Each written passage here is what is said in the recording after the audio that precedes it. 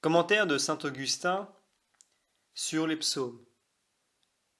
Psaume 25 ou 26 selon les traductions.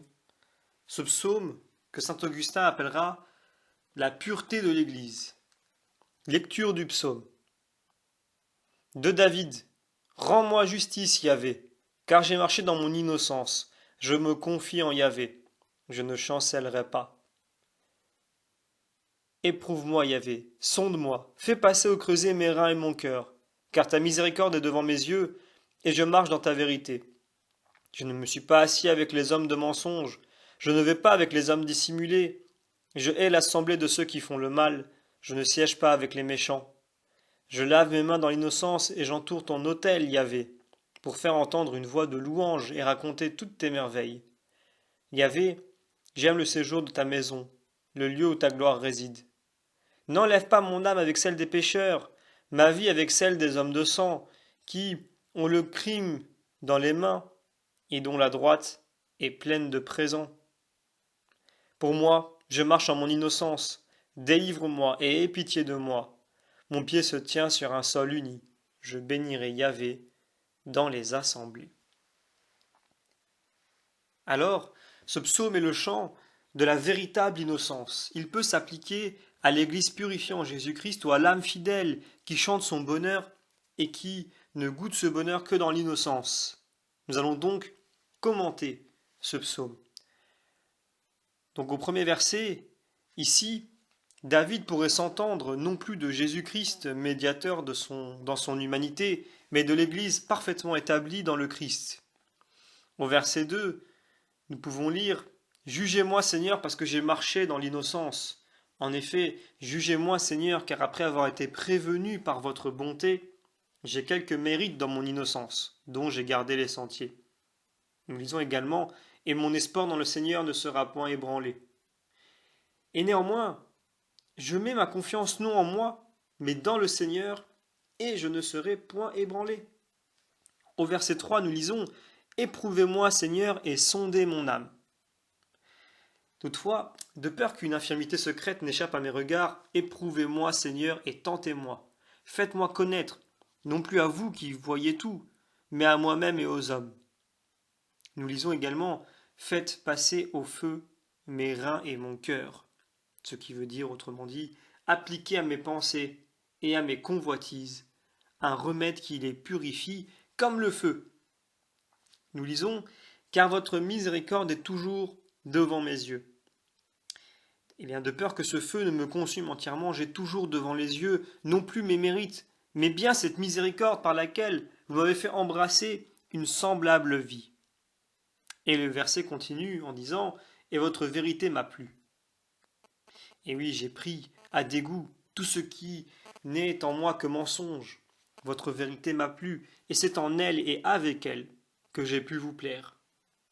Nous lisons au verset suivant, au verset 4, « Je ne me suis pas assis dans les assemblées de vanité. » Et je n'ai point cherché pour mon cœur la société de ceux qui s'efforcent de trouver dans la jouissance des biens passagers un bonheur impossible.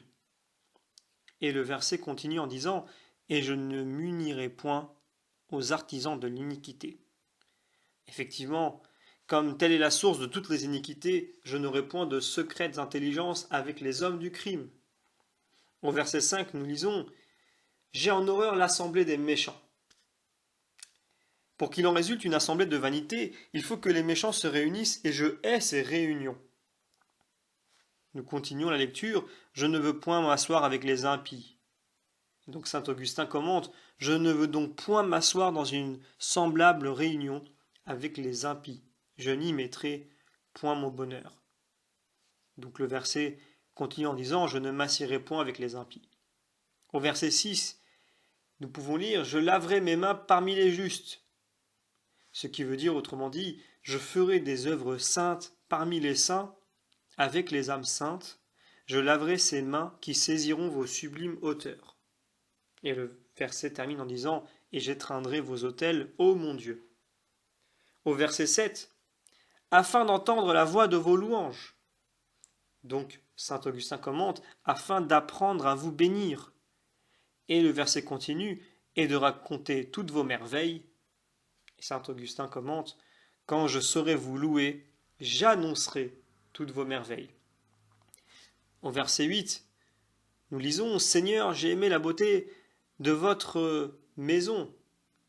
Ou, saint Augustin rajoute, ou de votre église. Et le verset continue, et le lieu où habite votre gloire.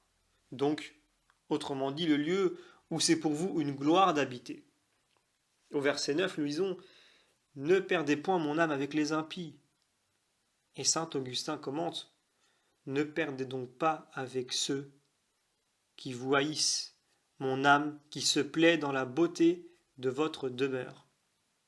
Et le verset continue, et ma vie avec celle des hommes sanguinaires. Là où saint Augustin commente de ces hommes qui haïssent le prochain, car 2 préceptes font l'ornement de votre demeure.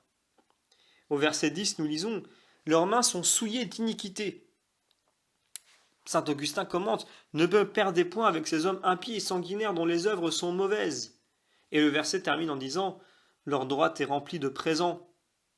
Donc, autrement dit, ce qui leur était donné pour acquérir le salut éternel, ils l'ont fait servir à se procurer les biens de ce monde et ont regardé la pitié comme un trafic. Au verset 11, pour moi, qui ai marché dans l'innocence, rachetez-moi dans votre piété.